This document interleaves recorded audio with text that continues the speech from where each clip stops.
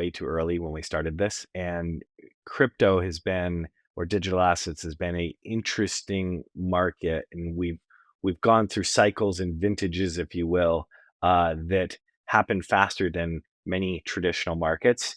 And we've gone, kind of the 2016 to 2019 vintage, if you will, and it was ICO frenzy, and the creation of DEXs, and the creation of lending, and Maker came out of that genre, right? Then there was kind of the 2019 to 22 bull market where FTX and was challenging the CBOs and CMEs of the world, and there was a awakening of institutions that, wow, we need to pay attention, but they were still afraid to put a toe in the water. Of course, then there was, post that, it was total devastation of 30% of the players in this space stopped. Regulators told them to stop. People went to jail. Bad things happened.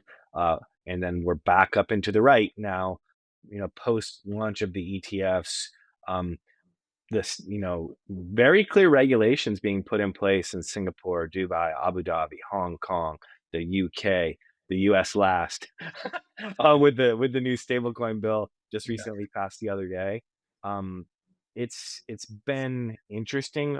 When we first started the business, um, the original thesis was, I was a Silicon Valley guy. We were focused on enterprise use cases, and we were like, "Hey, JP Morgan has this version of Ethereum that's going to have smart contracts." It was called Quorum back then, and if banks use this for settlement and smart contracts as just workflow automation, like every consulting firm in the world for the last 20 years is saying, digital transformation, right? Hmm. If this is just an extension of digital transformation and cloud computing, then they will need this. Well, when we started, none of those were in production yet. We thought it was going to be sooner, and what we were in a meeting with one of our customers, and my co-founder and I walked out of the meeting. It's funny is that I'm always optimistic.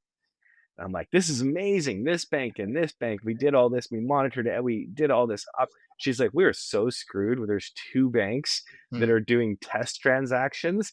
We need to pivot. So we pivoted to public Ethereum. And this was during the ICO boom. And we built the very first analytics platform. There was, EtherScan, who I have mad respect for because they were first, but they were really just like text dashboards. There wasn't a lot of insider information. It was just a blockchain explorer. Hmm. And Matt and the team over there, they've done a phenomenal job.